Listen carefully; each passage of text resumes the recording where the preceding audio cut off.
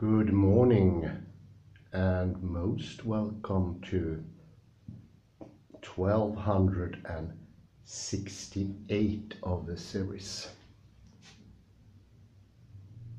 I will attach the most amazing clip into you of Robert Smolin in the description. But to say the least, it has been very inspiring. But today we continue with the trodden path of Roberto Unger.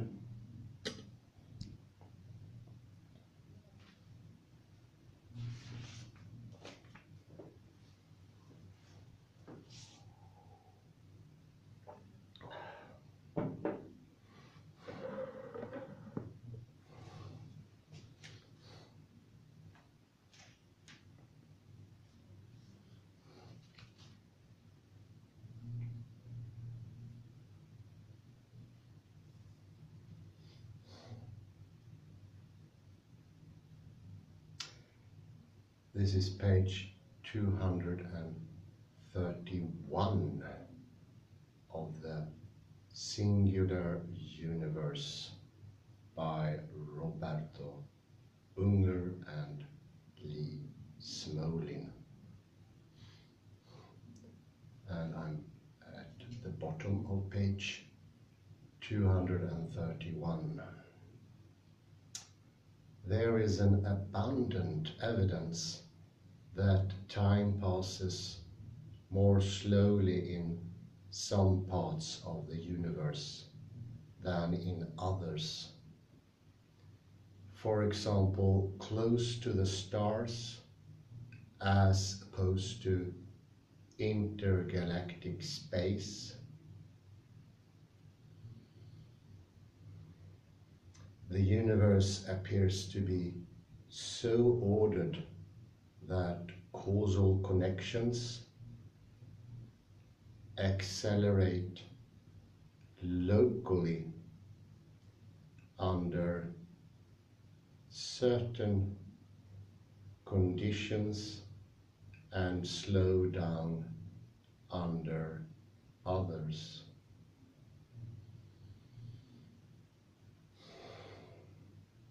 Their hastened pace under such circumstances is what we mean by the more rapid pace of time.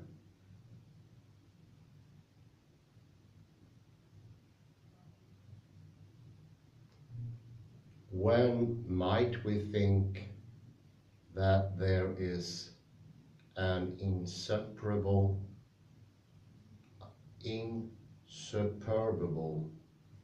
difficulty in reconciling cosmic time with such local variation? We might think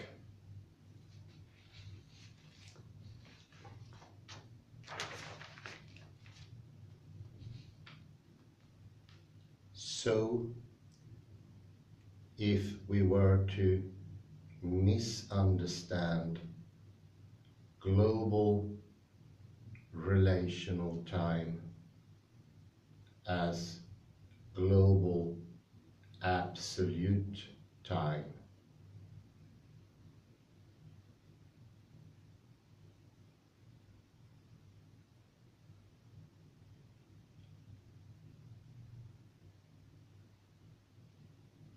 We might also think so if we were to mistake, as we generally do,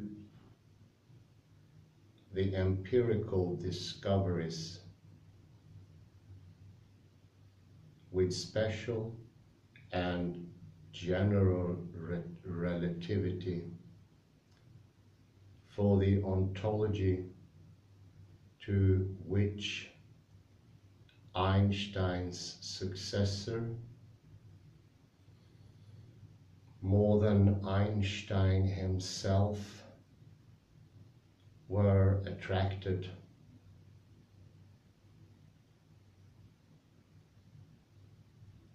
Call it the Einsteinian Riemannian ontology, marked by the project of rendering time a shadowy department of geometry, the spatialization of time. Its characteristic mathematical statement is the representation of space-time as a four-dimensional pseudo-Riemannian manifold.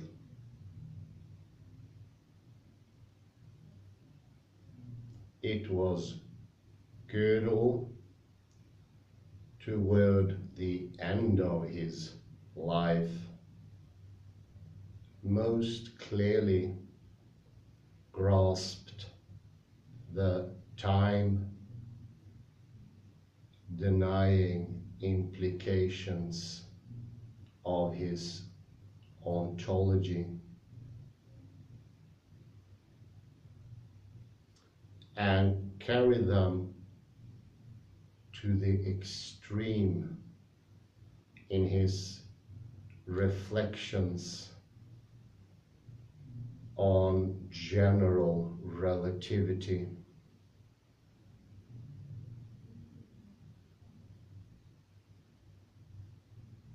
No necessary one-to-one relation exists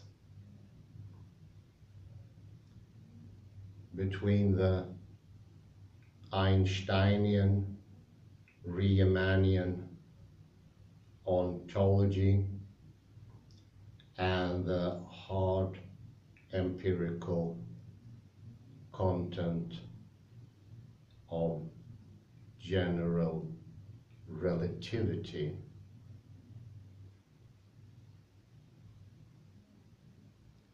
We can keep the empirical residue while dispensing with the ontology. We can do so, however, only by rescuing the rational kernel from the mystical shell, and by beginning to work it out.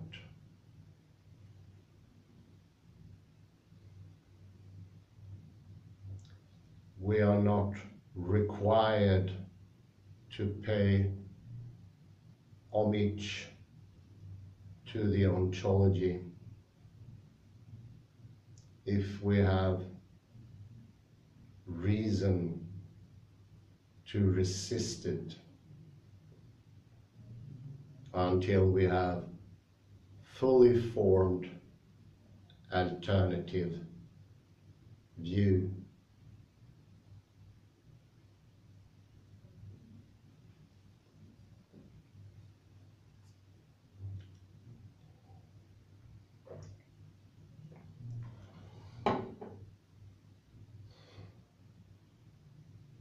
The arguments of this book suggest that we have many reasons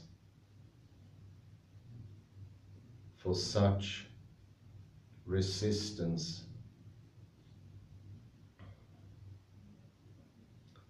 A persistent feature of the history of science is the association between empirical discoveries and ontological programs. The most ambitious theoretical systems bridge and conceal the gap between the former and the latter. It is crucial, however, to remember the difference between them. It is never more important to do so than when a science is tempted to redefine its successes as failures through special pleading and allegorical fabrication.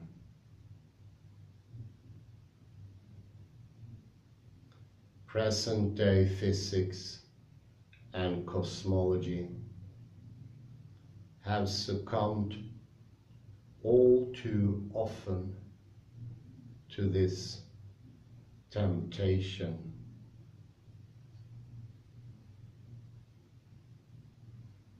The history of science is in part the history of such ontological programs.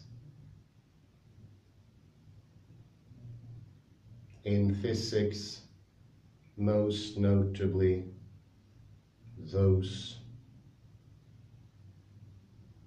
of Aristotle, Newton, and Einstein. They bewitch. To struggle against this bewitchment is often the condition of new insight.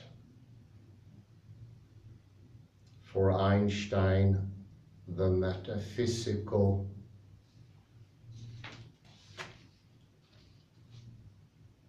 commitments were seductive enough to have conflicted his relation with the quantum mechanics that he had done so much to create. Against the seductions of Einstein's ontology, we should heed Einstein's advice.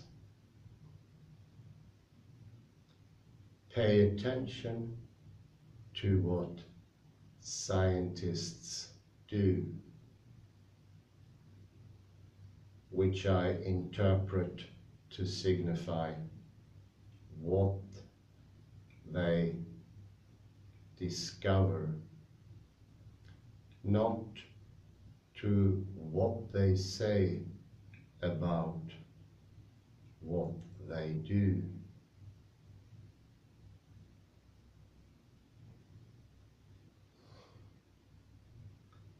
How, under the view for which I have argued, can cosmic time be measured? And what would it mean to measure it?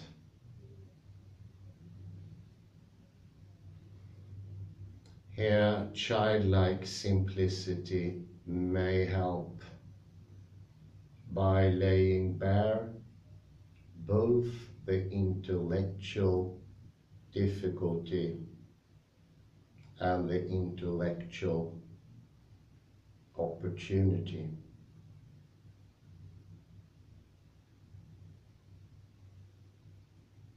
There are three kinds of clocks: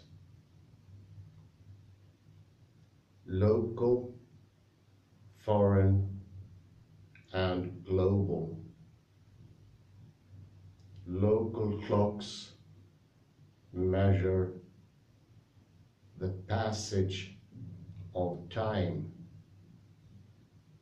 Their movements behave in the fashion of the movements of the things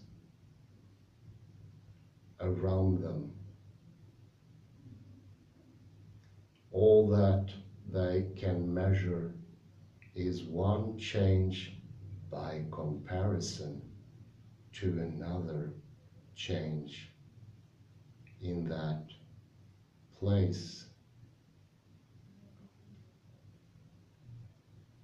Foreign clocks measure the passage of time in one side of the universe from the distance of another part of the universe.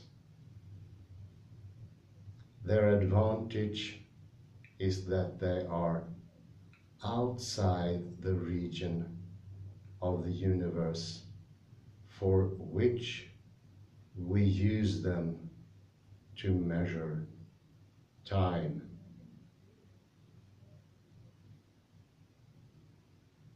Because they move according to different constraints. The constraints resulting from the distribution of matter in their neighborhood.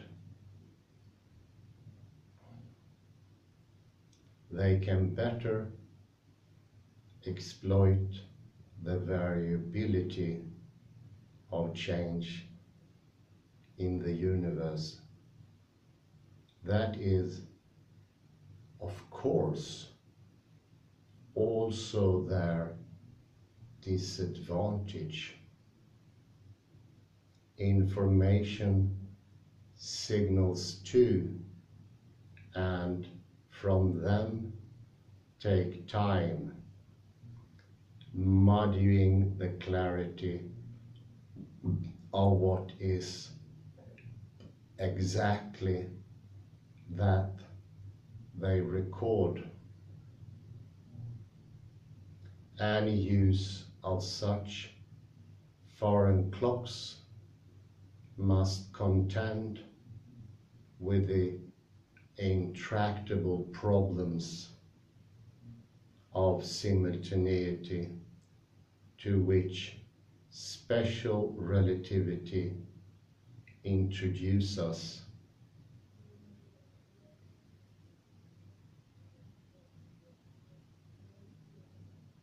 A global clock presents problems of a different order.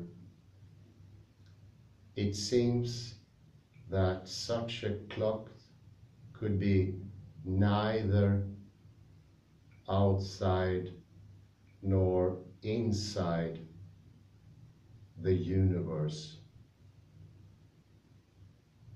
What and where could it be?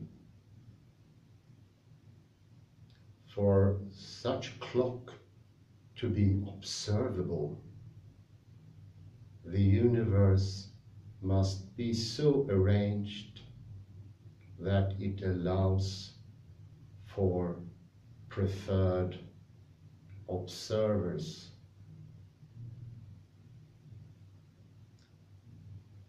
Their position set by the mean distribution of matter in the universe must enable them to watch the clock without any distortion resulting from the anomaly of their position. Something to think about.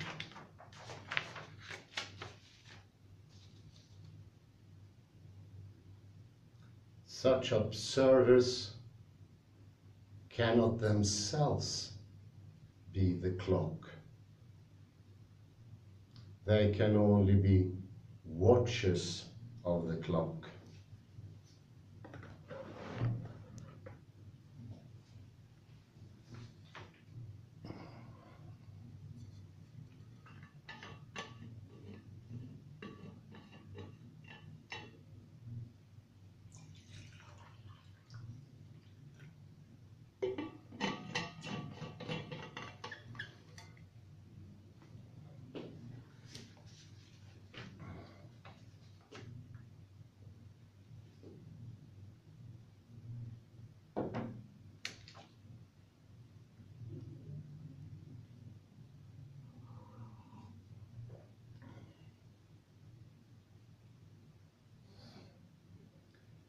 The existence of such a clock is made possible by factitious traits of the universe, such as the trait of having a preferred state of rest.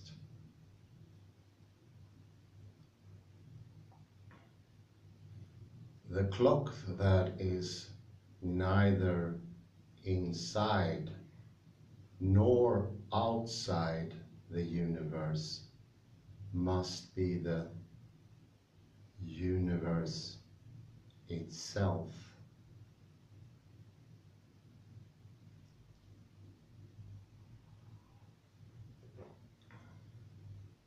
What this means is that certain general, quantifiable, and slowly changing features of the universe, such as the recession of the galaxies in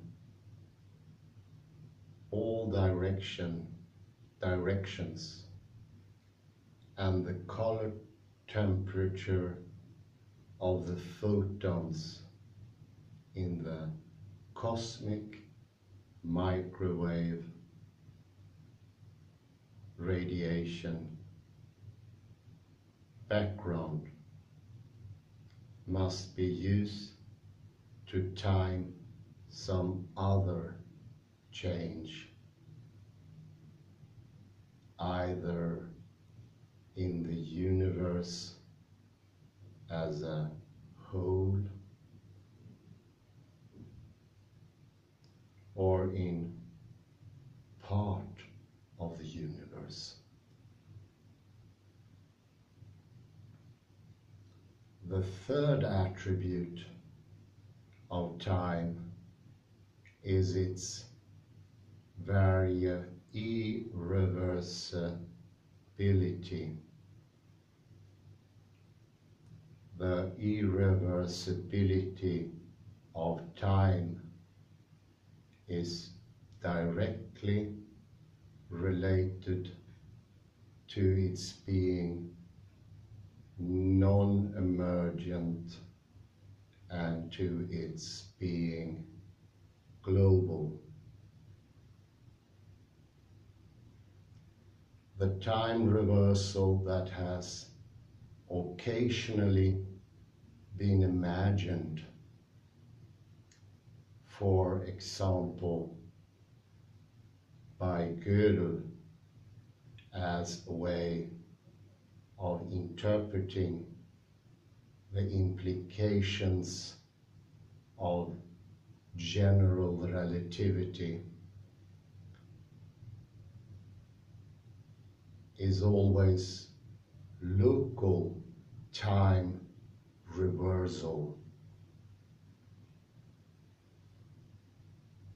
The reversal of global time lacks a foothold in any empirical finding or theoretical proposition of contemporary science.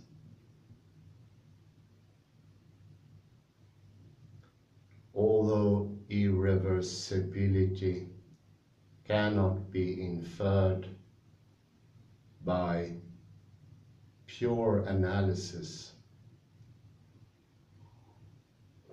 logical or mathematical, from non-emergence or non-emergence from irreversibility, they are closely related.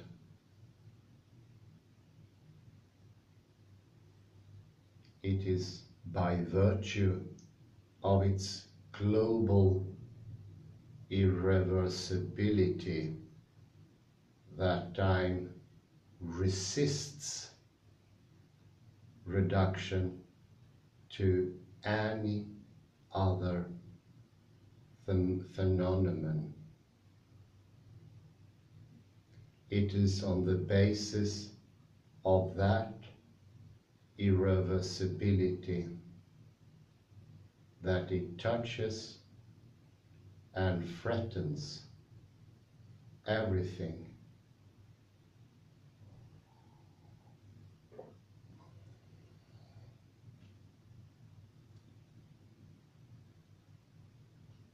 Moreover, the irreversibility of time should not be represented as simply a consequence of certain specific physical processes, such as the entropic process studied in thermodynamics and hydrodynamics.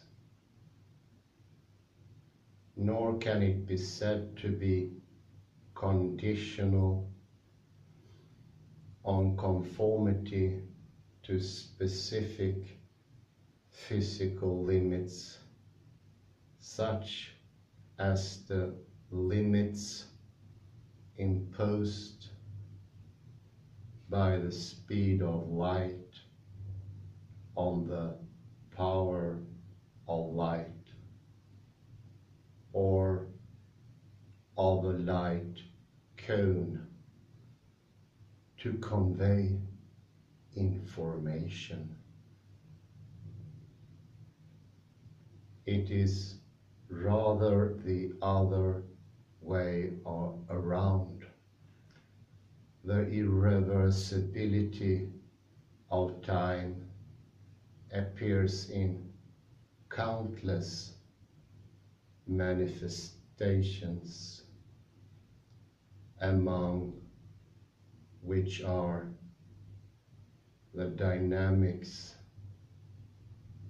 of entropy and the light-borne conveyance of information about the recent or distant past.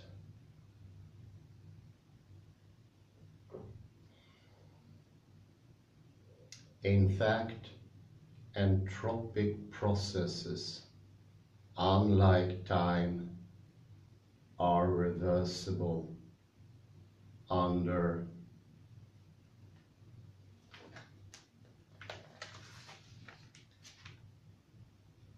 certain specific initial conditions. It is a matter of fact rather than of logical or mathematical analysis, to establish that those are not the conditions that hold in this one real universe of ours.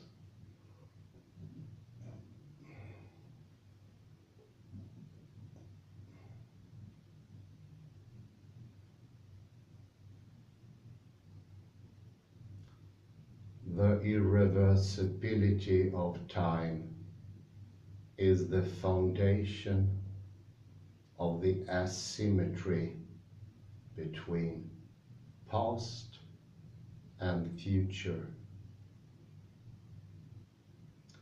The past is closed. The impossibility of changing it is, for the scientific investigation of the world, a requirement of causal continuity. For the shape of human experience, our powerlessness to change the past is a condition of tragedy. The future is not closed in this sense, although the precise sense and extent to which it is open to surprise, to novelty, and in the domain of those realities we are able to influence to transformative projects depends on what the facts about how the changes turn out to be.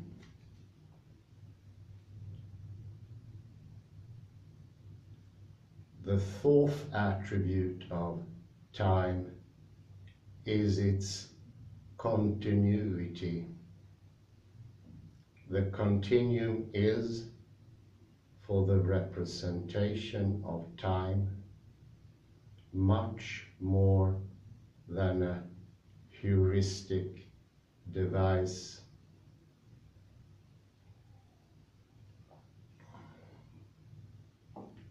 It is an unadulterated expression of the nature of time.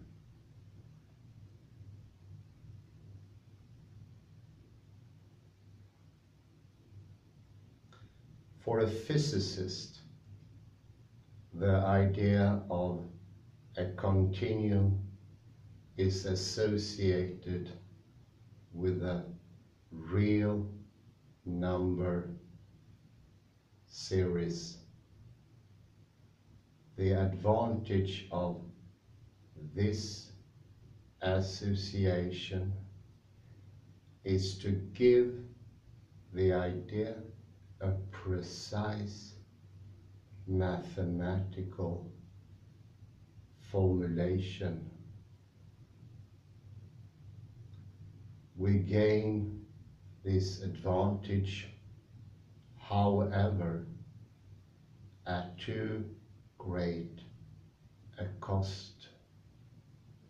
We deny ourselves a concept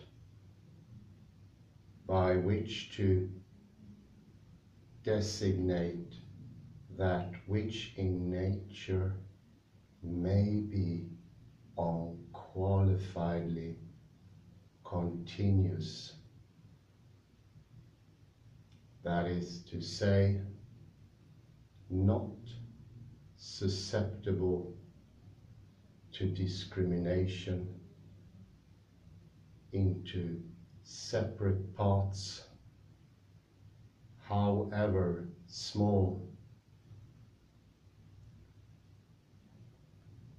This is the vulgar rather than the mathematical idea of the continuum.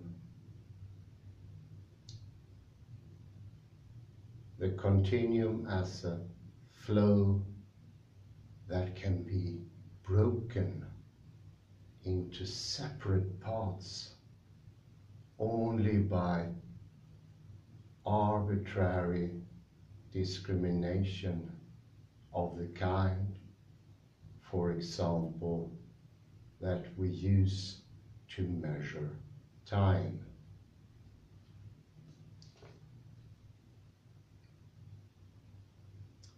There is at least one aspect of nature that satisfies the vulgar idea of the continuum: time. The application to time of the mathematical concept of the continuum seems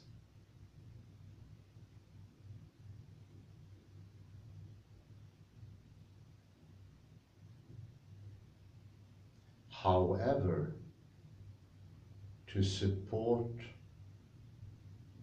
the view that time is in fact, in the vulgar everyday sense, discontinuous, like the real number series.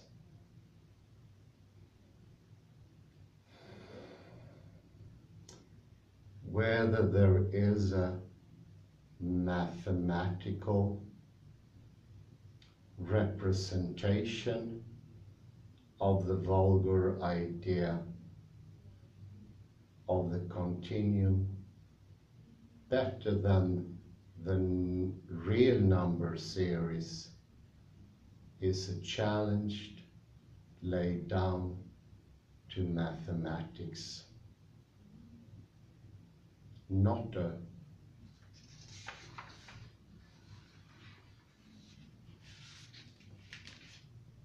reason to mistake what is susceptible to mathematical representation for the reality of nature.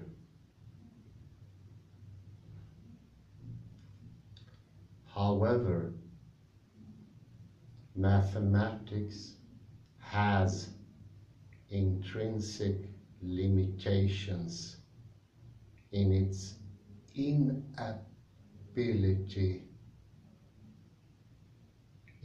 ability to represent uninterrupted flow.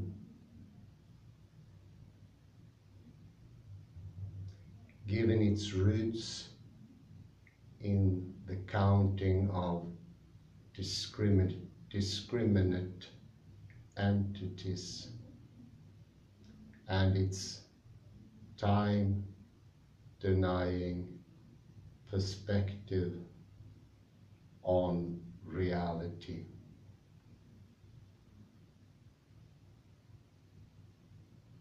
Suppose that we could devise no such adequate mathematical representation,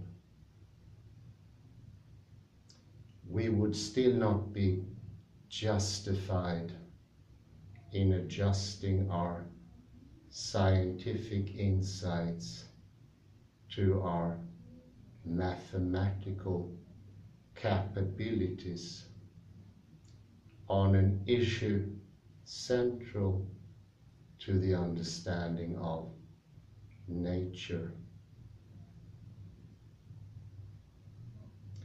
Any contrary view of the implications of our mathematical powers rests on a misunderstanding of mathematics and of its relation to nature and to science, a misunderstanding that chapter 6 of this book is written to oppose.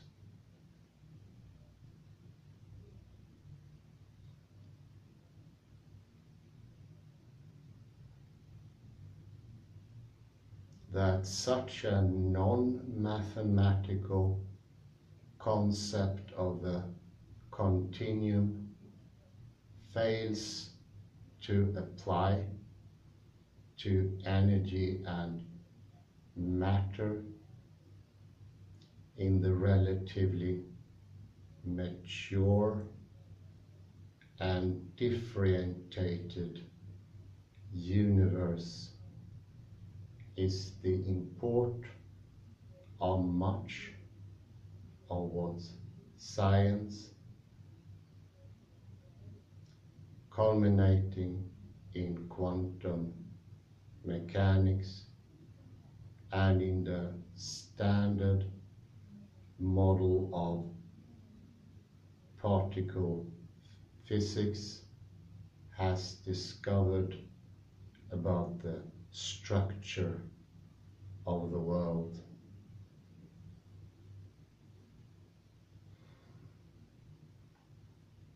In its formative moments of greatest density, when it had not yet developed a discriminate structure or any of the discrete components that we now observe and theorize.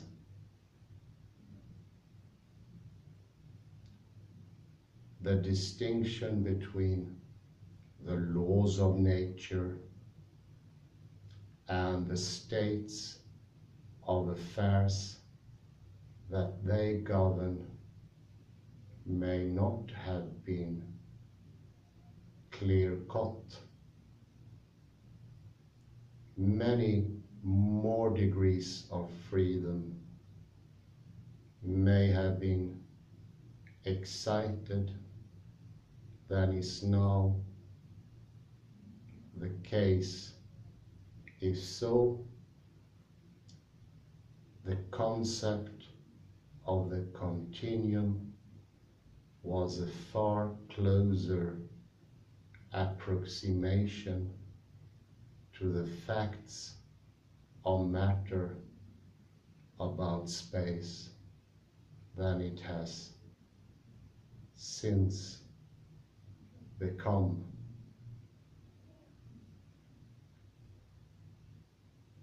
It may turn into such a closer approximation again in a future contracted, superdense and extremely hot universe. To time, however, the extra mathematical idea of the continuum applies directly, always and without qualification. The application of the concept of the continuum to time is not itself time dependent. It is an inherent trait of the non-emergent, global and irreversible reality of time.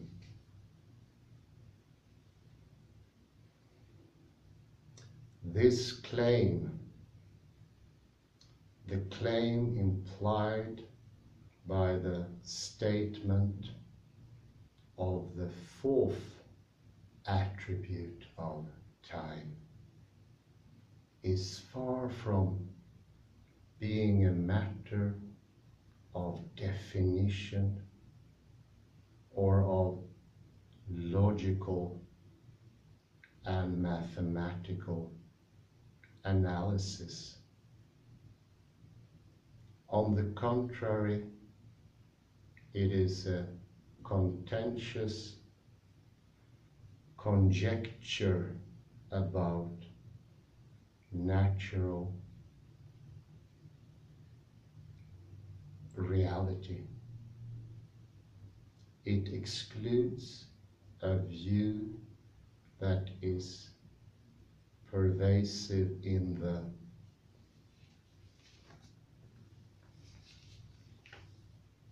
discourse of science, the film image of time, the idea that time should be understood and represented as a succession or a combination of discontinuous and static moments or slices of space-time. Just as a film is composed of a rapid succession of still photographs. The continuous nature of time cannot be discounted as mere matter of definition. It could be invalidated by discoveries about the world, in particular by observations and experiments that show time to have a quantum nature, as it has sometimes been suggested to possess.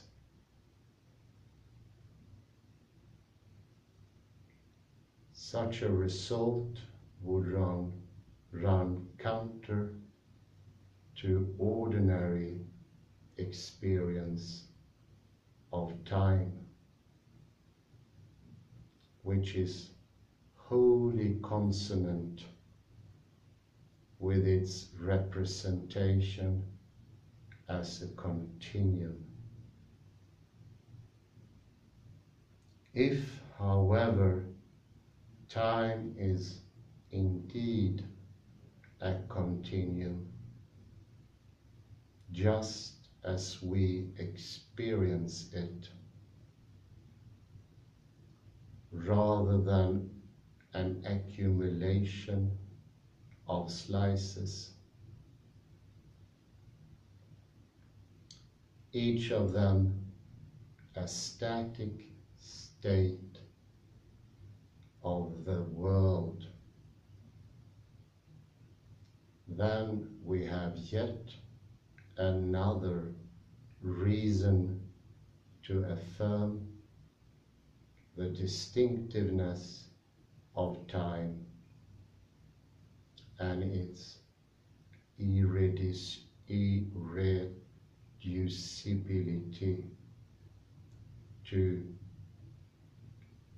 other aspects of nature.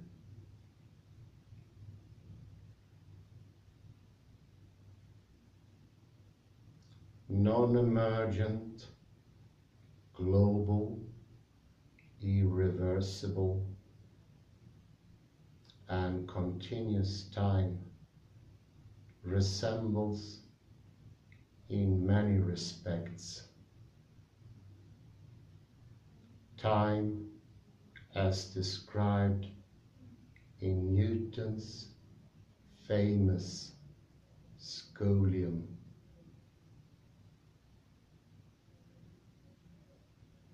It differs from Newton's time, however, because from the standpoint of the temporal and relational naturalism that we espouse, it is not a thing or a stage or backdrop separate from the phenomena. It is a fundamental and primitive feature of nature. The susceptibility of all nature to differential change. Moreover, in Newton's physics, there seems to be no place for time as so defined. One reason is the time symmetry of the laws of classical mechanics. Another reason is the yet more fundamental evisceration of reality, of time, that is implied by the explanatory practice that we call the Newtonian paradigm. The subsequent development of physics, whether in the direction of general and special relativity, or in the direction of quantum mechanics, has on the whole narrowed rather than widened the space for the reception of a view of time as non-emergent, global, irreversible, and continuous.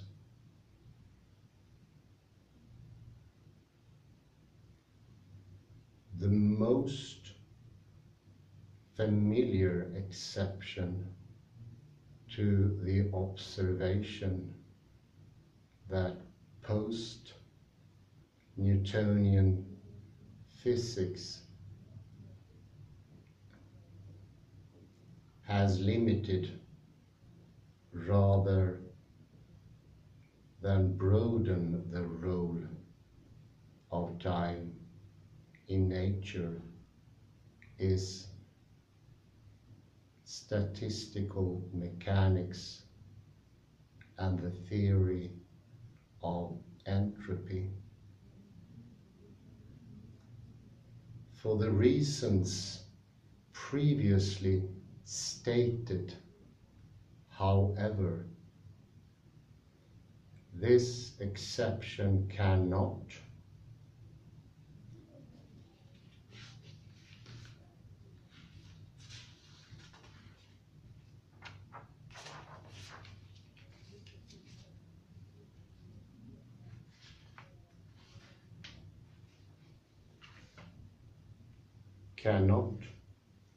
many statements to the contrary notwithstanding, provide a sufficient basis to affirm the non-emergent, global, irreversible, and continuous character of time. At least it cannot do so without the combination of two moves: one illegitimate,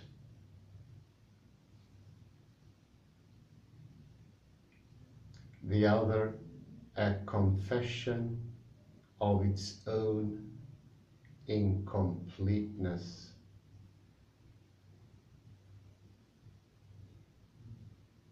The illegitimate move is its transposition from a regional to a universal explanation, from the explanation of a particular phenomenon in a bounded configuration to the explanation of the universe as a whole.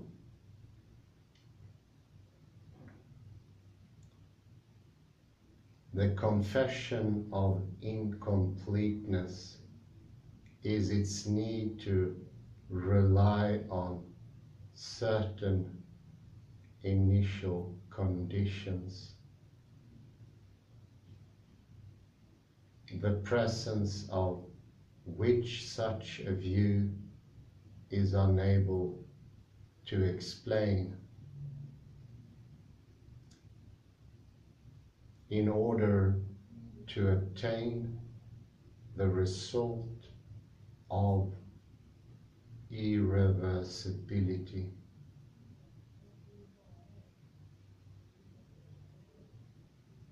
since the time of Boltzmann and of the Ehrenfests, it is understood that entropy is not universally irreversible in statistical mechanics. Such irreversibility is characteristic only of special low entropy initial conditions. Now, however, we have a problem. It is not the problem of the unification of general relativity, or of gravity as reinterpreted by general relativity. With quantum mechanics, which under the label of a final unification has become the highest ambition of contemporary physics. It is the problem posed by the contrast between the implications of the idea that the universe has a history and a tradition of science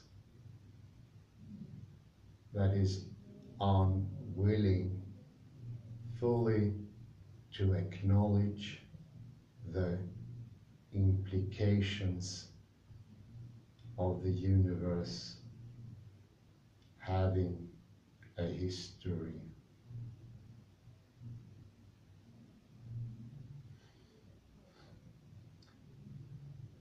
We have already learned enough about its history to know that at some point in that history, the relation of laws of nature to the states of affairs that they govern and the elementary structures of nature may not have been what they subsequently became.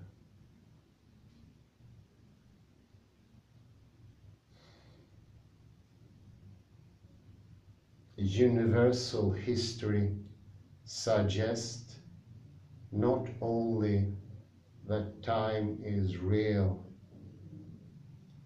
but also that it has attributes, has the attributes I have just enumerated. For each of them is implied in the notion of having a history, the inclusion of the laws of nature within this history lends support to an idea of time that relates these attributes to the transformation of transformation. The universe cannot have a history unless time is real. For time to be fully real, it must be non-emergent, global, irreversible, and continuous.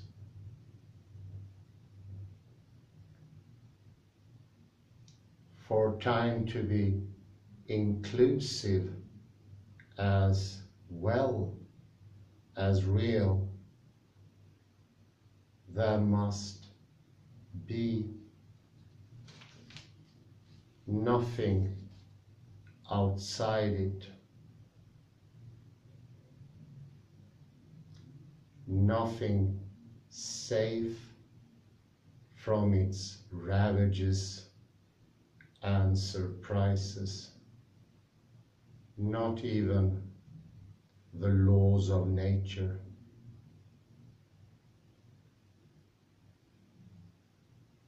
However, such a view of time and of universal history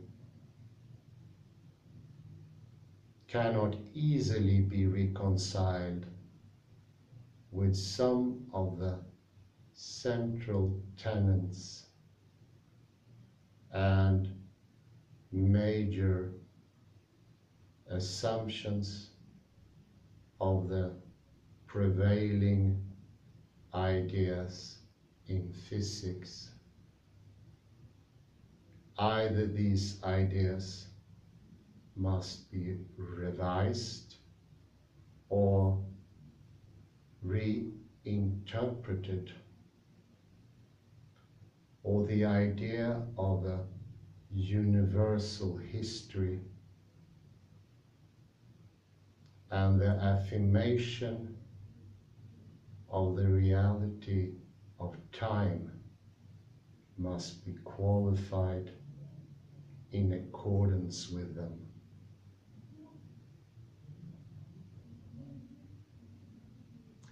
The commanding project of contemporary physics,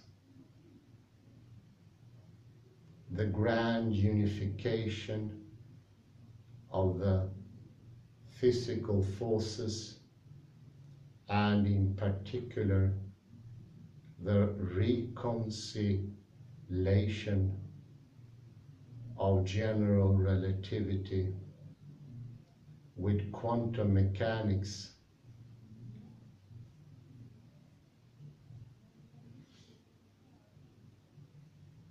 takes a new direction once reconsidered in the light of the more fundamental implications of the universal history. The proto-ontological assumptions of this view of time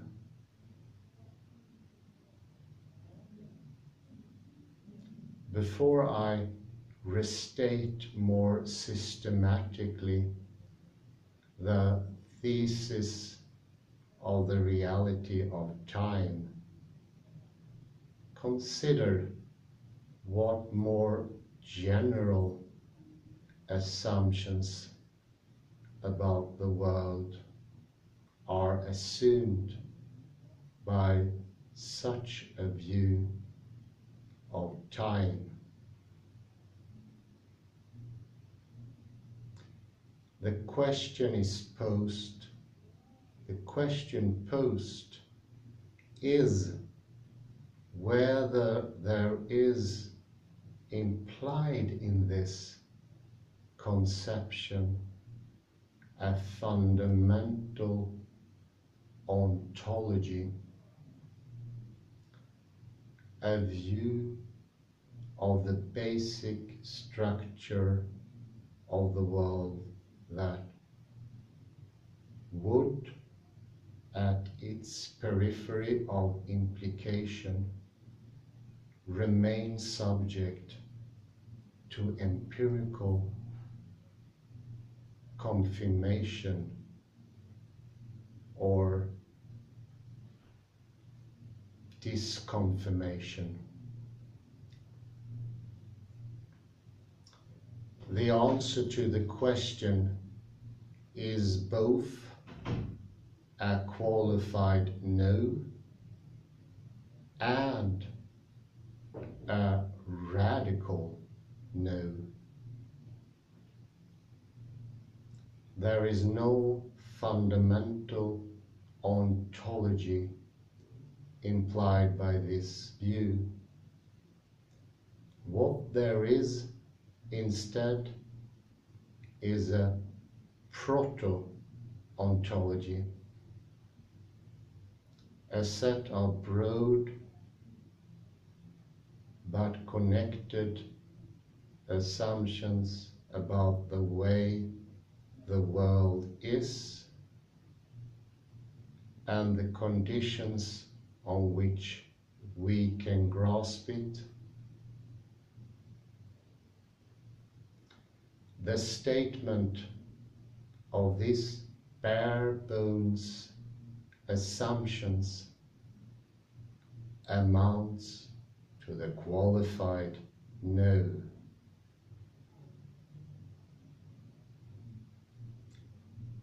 However, we should not understand such a proto-ontology as an ontology in the making, as if its failure to develop into a full-fledged philosophy of being were a transitory or secondary weakness. The thesis of the full and inclusive reality of time dooms the classical project of ontology running through the history of Western metaphysics. The project of establishing any view that represents the world to have an abiding structure, complete with a list of the kinds of things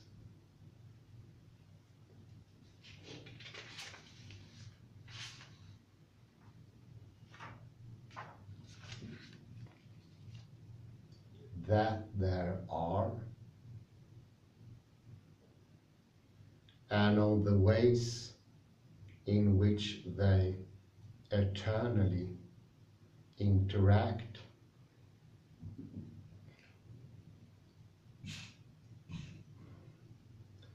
If time is to be fully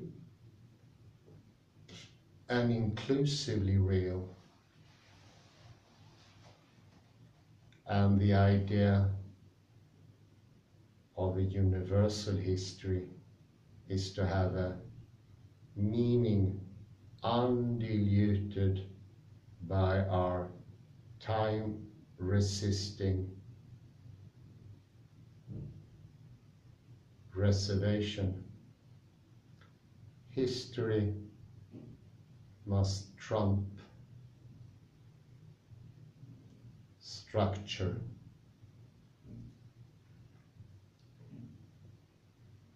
As a consequence, we must reject as misguided in principle the program of a fundamental ontology, ever the core of classical Western metaphysics. Heidegger. That is the sense in which the no is radical rather than qualified. The proto-ontology is not a picture of the world. It is not a crude forerunner to science, a kind of minimalist scientific theory. It makes no claims of fact. It offers an account of the minimal assumptions about nature, that the view of time and nature presented here must make.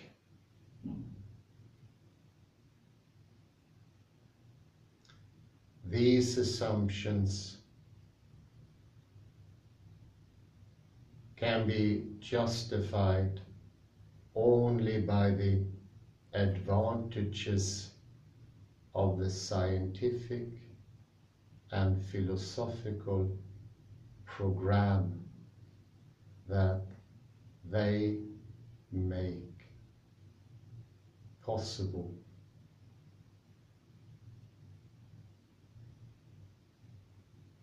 The first idea in this proto-ontology is the idea of reality. There must be something rather than nothing. The cosmological expression of this idea is belief that something cannot come out of nothing. Nothing will come out of nothing.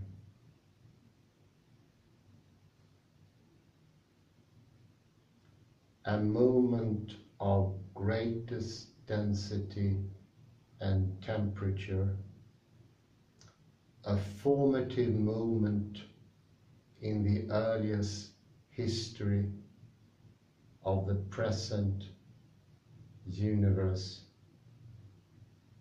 should be assumed to have a prior history.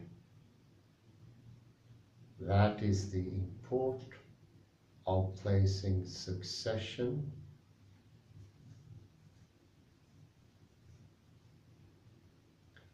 the succession of universes in the place of plurality, the plurality of universes as a working assumption.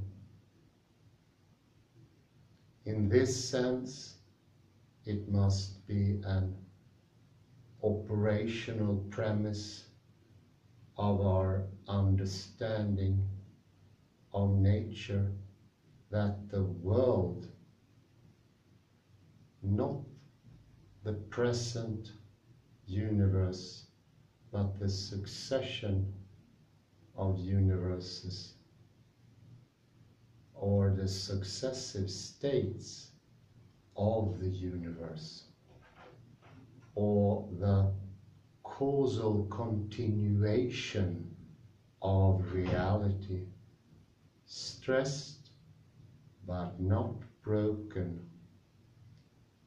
is indefinitely old and has a prospect of indefinite continuance.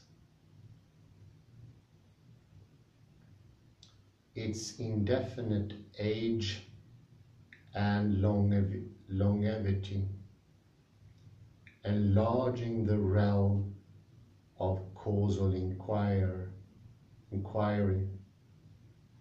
is not to be equated with eternity.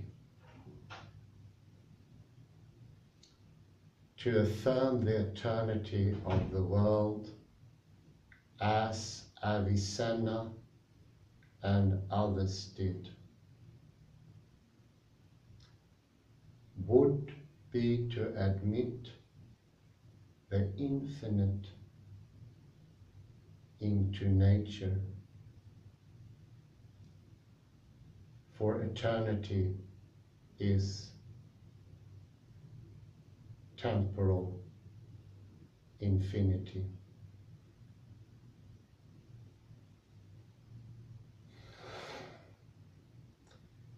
There are at least two ideas that could take the place of this postulate of the indefinite antiquity of nature.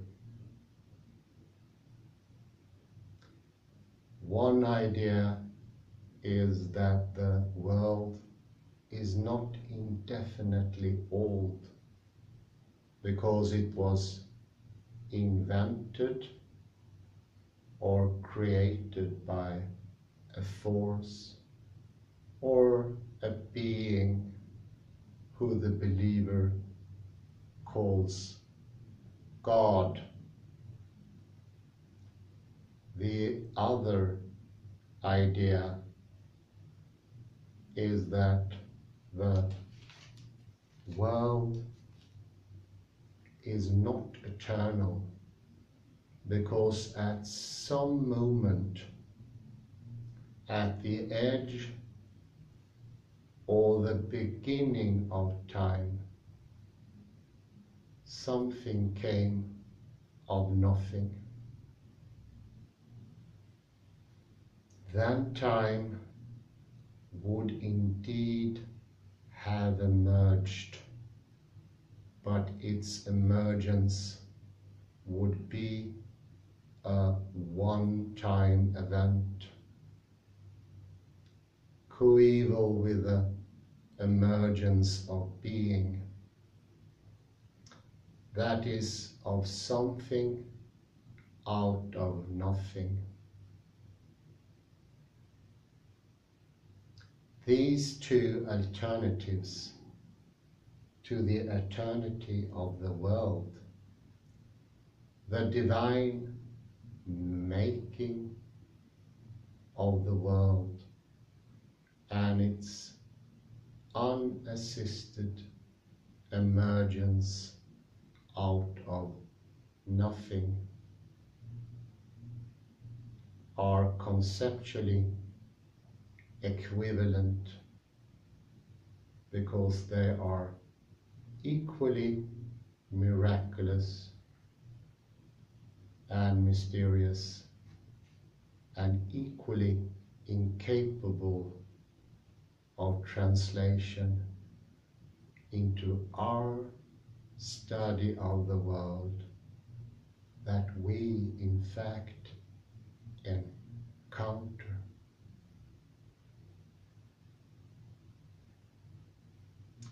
The second idea of the proto-ontology that is required to affirm the reality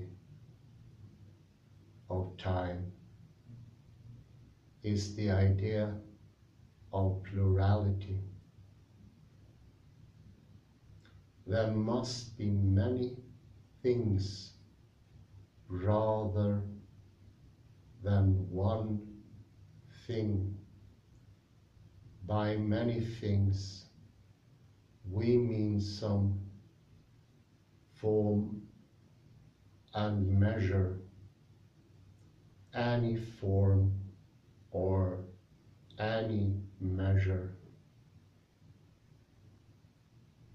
of difference, of variation in reality.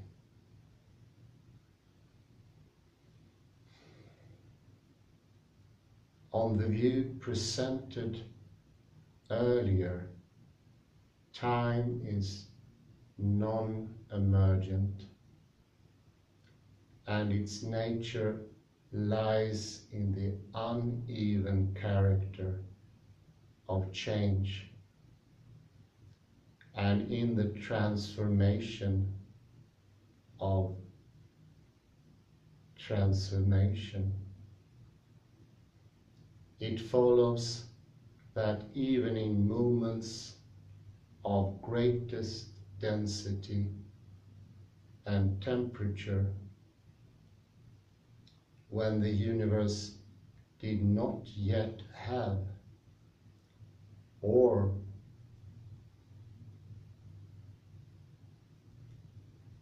had ceased to exhibit a definite law-governed structure.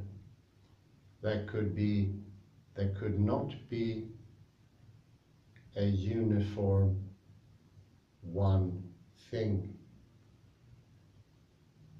There would still have to be variation with the one differential change leading to further differentiation.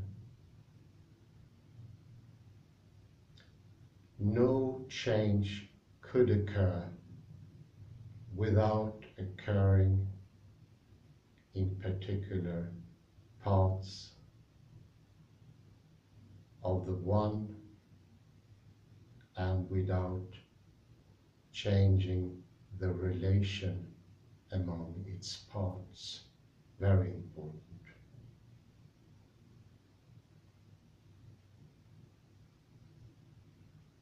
Notice, however, the uncompromising minimalism of this view. It does not presuppose any particular structure of the world, any enduring set of types of being. It does not even require that there be a differentiable manifold with distinct kinds of being and with the clear contrasts between laws of nature and states of affairs. All it demands is that there be a susceptibility to variation or differentiation within the one, the otherwise single and uniform reality.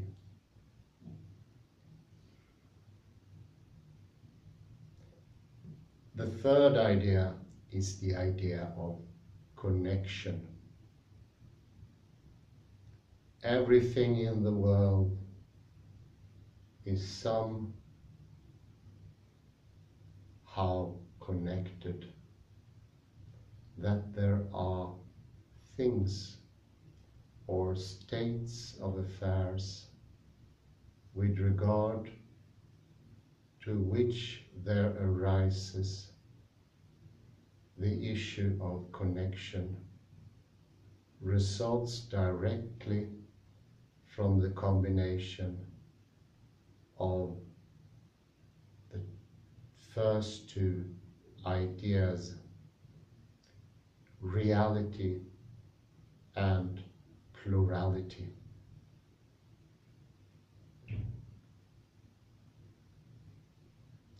Of the three ideas of the proto-ontology, reality, plurality, and connection, this third one is the most difficult to grasp and to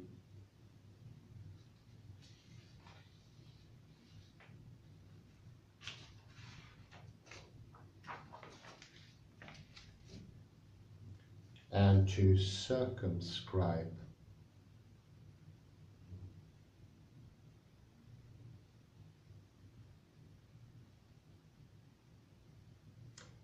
The nub of the difficulty, however, lies in the somehow rather than in the connected. In principle, connection requires the transmission of information by light or other means. Moreover, the transmittal of information takes time and therefore presupposes time, as the example of its conveyance by light shows that the elements of this proto-ontology must be presupposed by science is shown by reliance of the concept of information on the postulates of reality and of plurality as well as of connection. There is no information without organized contrast.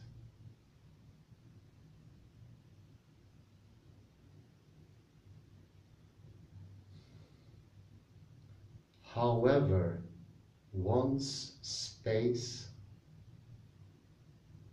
the disposition of plurality, emerges,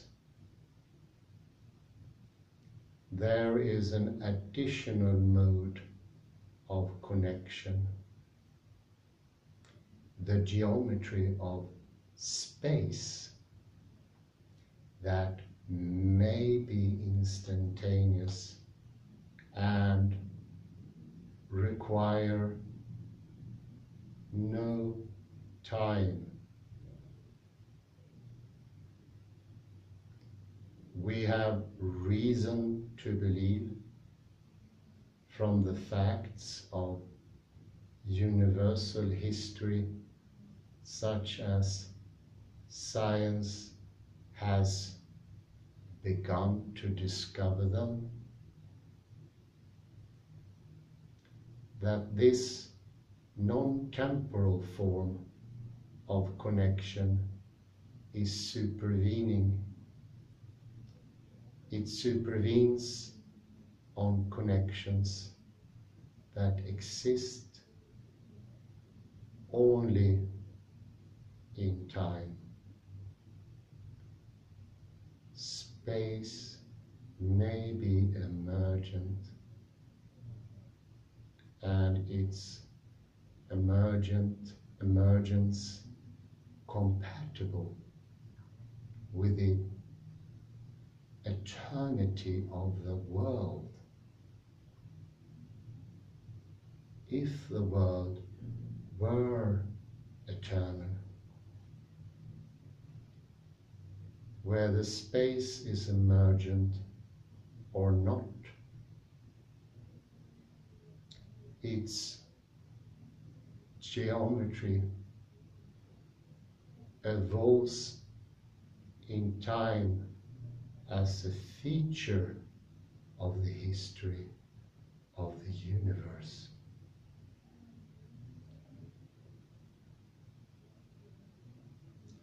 The reason why the somehow in the statement that everything is somehow connected represents the nub of the difficulty presented by the idea of connection is straight forward. No closed and permanent set of forms of connection exists in the world. Like everything else,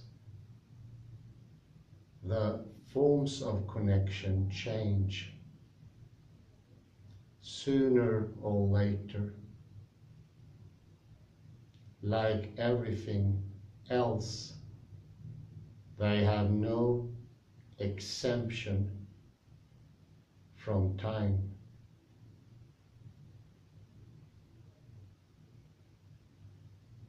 The three ideas that comprise this proto-ontology are far from being empty or tautological. There is much that they exclude insofar as they inform an agenda of natural science. They become, though indirectly, subject to empirical test, notwithstanding their extreme abstraction, generality, and minimalism.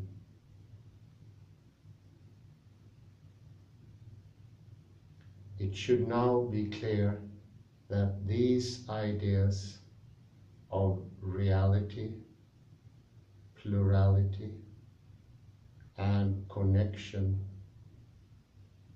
cannot serve as the germ of an ontology. A doctrine of the kinds of things that there are in the world, in the sense that turned ontology into the core of the metaphysical tradition of the West.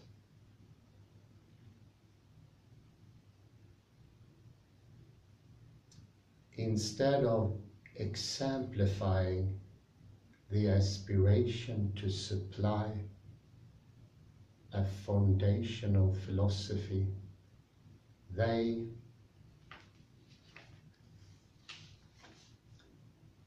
amount to a proto-ontology only in the sense of also being an anti-ontology.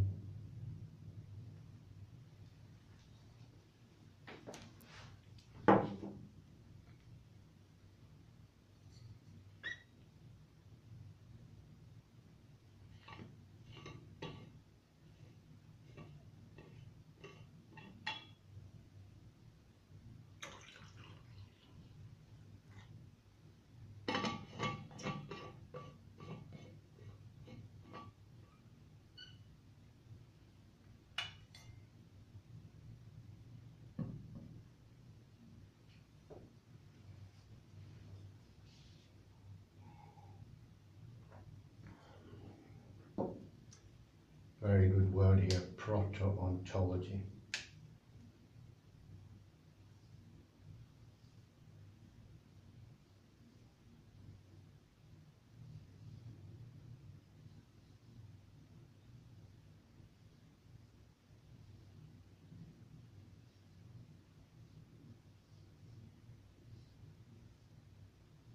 You remembered.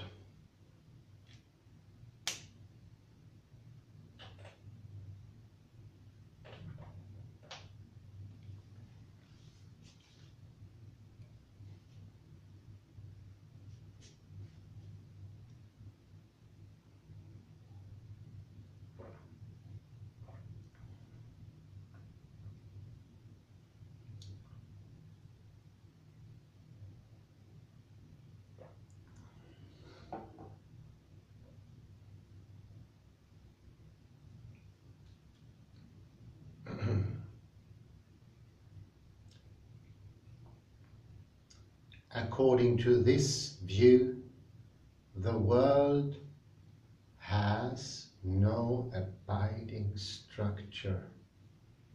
It has only a structure, some of the features of which change very slowly, and other features of which may change rapidly and decisively at certain times. That is to say, discontinuously within the continuum of time.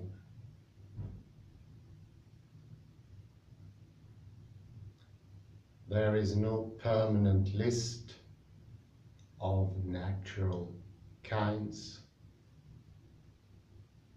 The types of being that exist in the world, nor is the nature of the way in which things, phenomena, or states of affairs are distinct from one another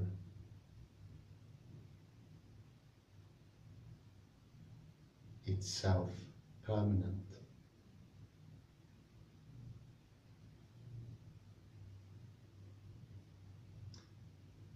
The history of the universe does not merely witness the emergence of new types of things. It also witnesses the birth of new ways in which the things that there are differ from one another. The individuals of a species do not differ from one another, in the way in which species themselves differ. Species do not differ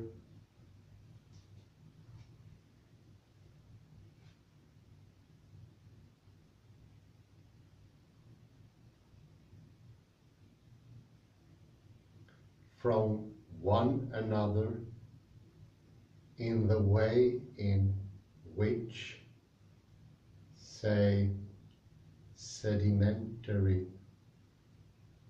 rocks differ from igneous rocks,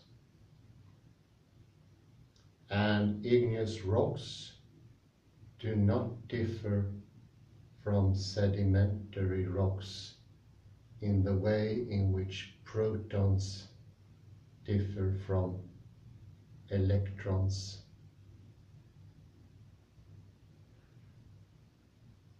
Protons and electrons do not differ from one another in the way in which, prior to their emergence, the different parts of the superhot and superdense early universe differ. So there is, in my parenthesis, no universal difference. I would say that's extremely important to remember.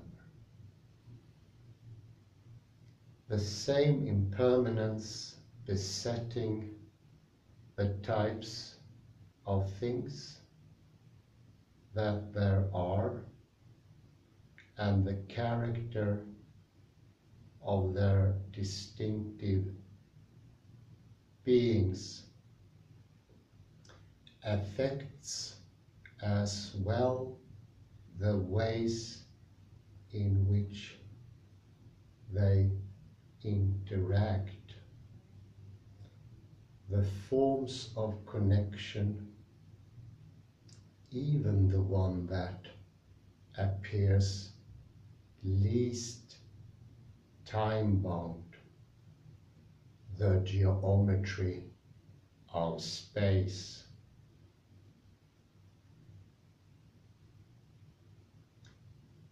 What then is permanent? Only one aspect of reality, time,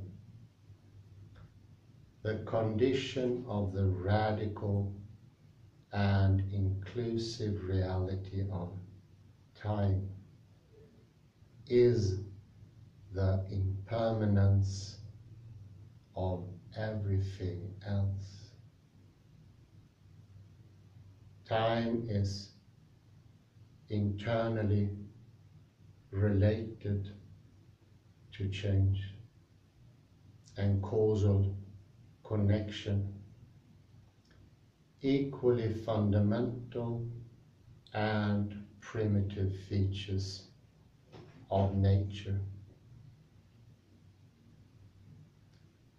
The project of a fundamental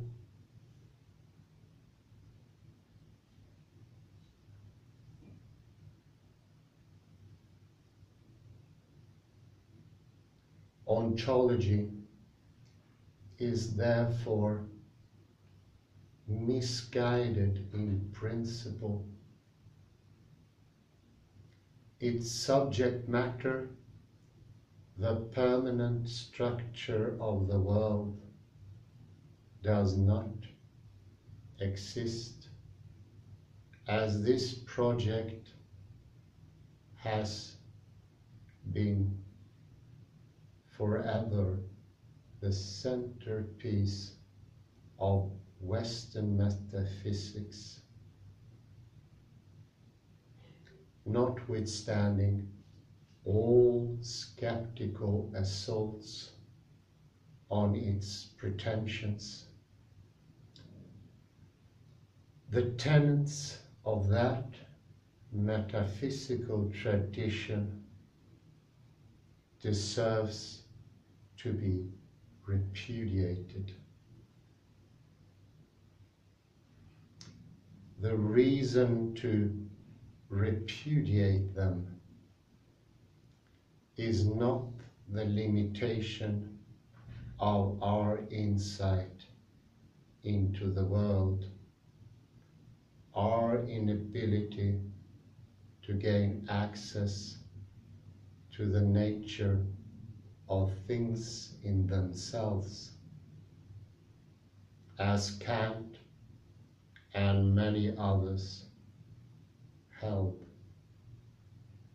It is on the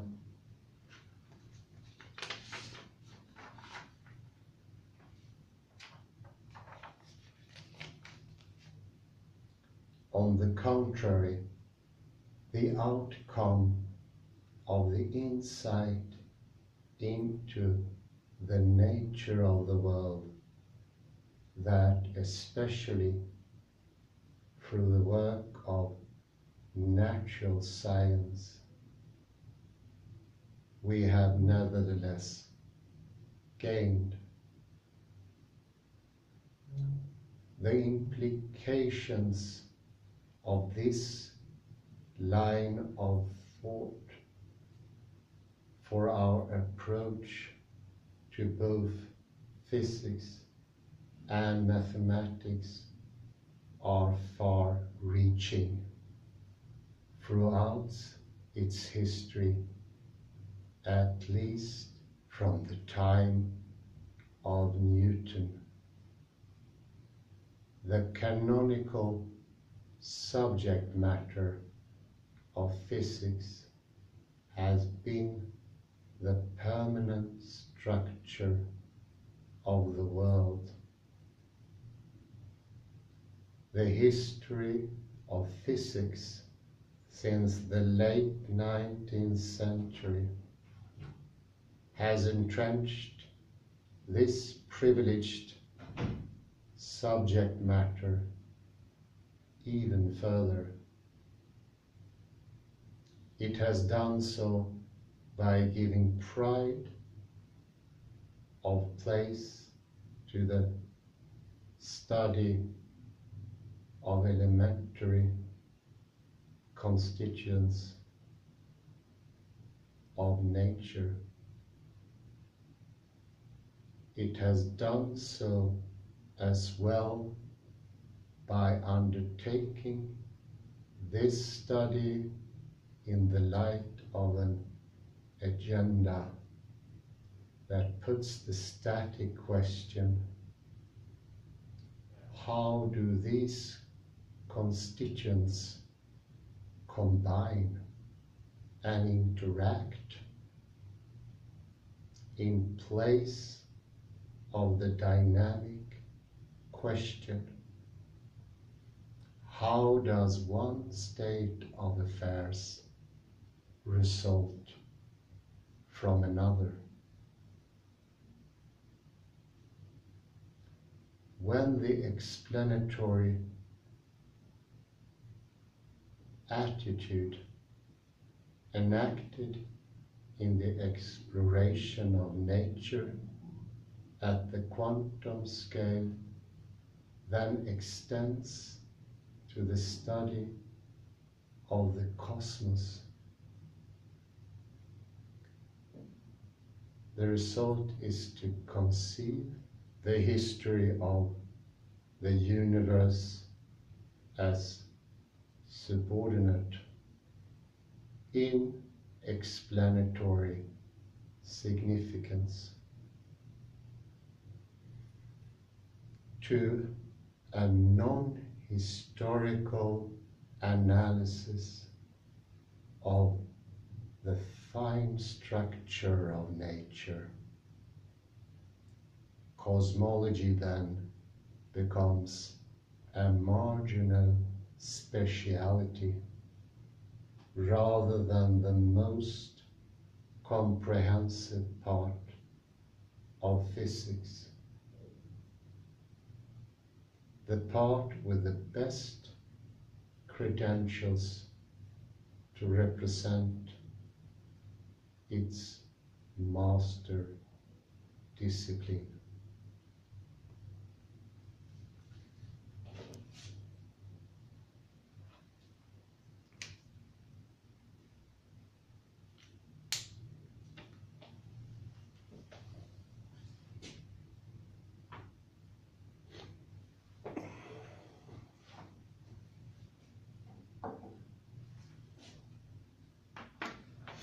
I think we end here. It was complicated enough, extensively interesting. I would say proto-ontology does remind me a lot about the ontic mode from Martin Heidegger.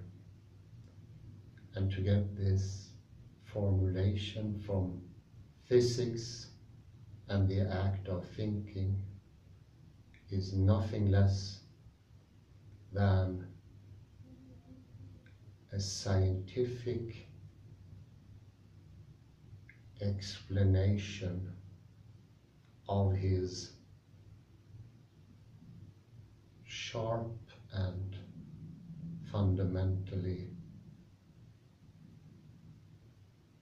all-important ideas. And that is, of course, the question of why, the forgotten question of the West. I see a very close parallel here in what Roberto, Unger and Smolin writes. it's impossible not to see the connection. Of course, it would have been preemptive to have done this connection earlier on in the reading of the singular universe. I would say it would have taken this very nice surprise out of its force. It would have been something commanded from the beginning. And this is actually the first cosmological fallacy. To look for something before we see it. To have a mission that has a name and a teleology long before we even start the exploration. And we are so accustomed to preemptively have a goal in our investigation,